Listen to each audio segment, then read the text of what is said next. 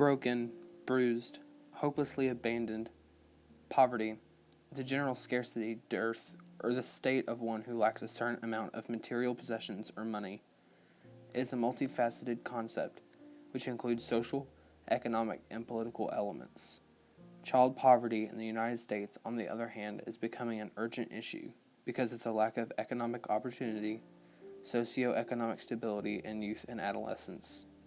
Child hunger and poverty has become one of America's leading problems. It is a problem that affects a large number of children all over the country. Children across the nation are enduring sleepless nights, living through days filled with hunger and malnourishment, and repeating this eternal cycle every day of their lives. Poverty strikes like a lightning in a thunderstorm that covers the entire country. The extreme amount of impoverished children shows a stark corrosion of failed governmental, social, and federal policies that have remained in the red tape era. There is an inconceivable sense of neglect in terms of the protection and defense of impoverished children. Some of the population seemingly forgets to deny these young children the opportunity to thrive like those in more privileged conditions. Though child poverty is a rising issue, there is a break in the storm at the Boys and Girls Club in Owensboro, Kentucky, where I interviewed Mr. Ryan Bibb, the Director of Operations at the Mike Horn Unit on Buckland Square. Positives are definitely seeing the impact that we have on the kids here in Owensboro, and families coming to you and saying how much that you're doing for their child or for their family. That really goes a long way. Just knowing that we're making an impact on not only the future of Owensboro, but the future of the world, just by the kids that we're able to see on a daily basis. Some of the, I wouldn't call it a negative per se, but I would say some of the frustrations of the job are, how do I say this? Some kids take more work than others. Some don't.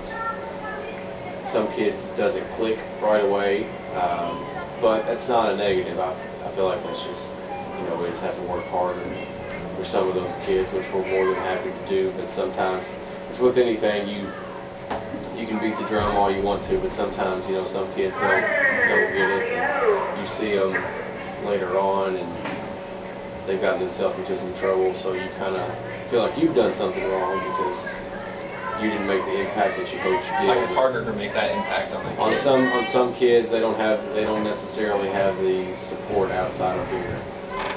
So you see them in trouble when they get older, and it's something that you felt like you've done wrong, and you failed them, that they didn't take full advantage of the service that you offered. But at the end of the day, they're going to make the decision that they think is right for them. We can just hope to make as big of an impact as we can.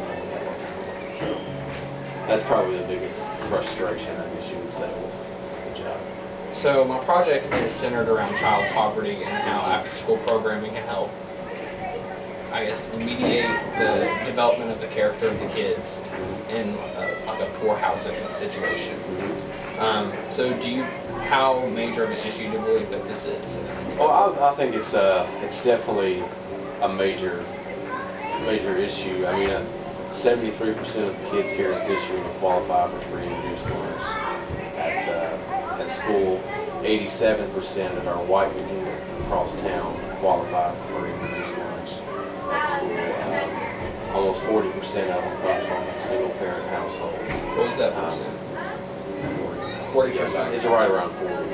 It varies. It's a little under 40, about 36 at this unit, 38 at the white unit, I believe. So right around 40. Some of those things, there's not a lot we can do about it as far as them being in the financial situation that they are in. But we do offer financial assistance to some of these families. And, our services they only cost $12 a year. $12 a year for a family of 5, that's $60. That can stretch a lot of people pretty thin. So we do have financial assistance scholarship programs for those families who cannot afford that. But then again, that's why we try so hard to make this a positive place, because a lot of times the only positive place that they're going to get is when they walk out of doors between 2:30 and 6:30. Right.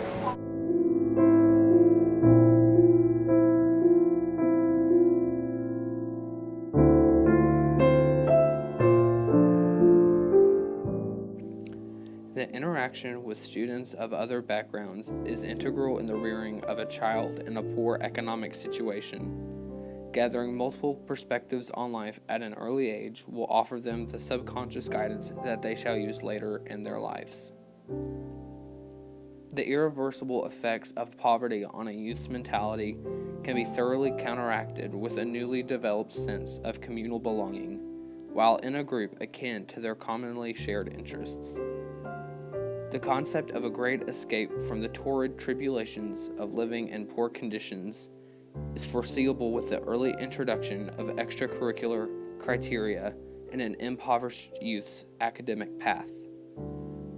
The path set forth through the simple fundamentals of work and play is displayed through the long-term effects of the extracurricular agenda, with after-school programs also offering a variety of structure and play while being surrounded by loving staff members with the student's best interest at heart.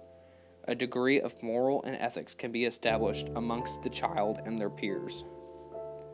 Slowly but surely, if the United States can incorporate more after-school programs in schools across the nation, the national poverty rate would decrease dramatically, and less children would suffer every year.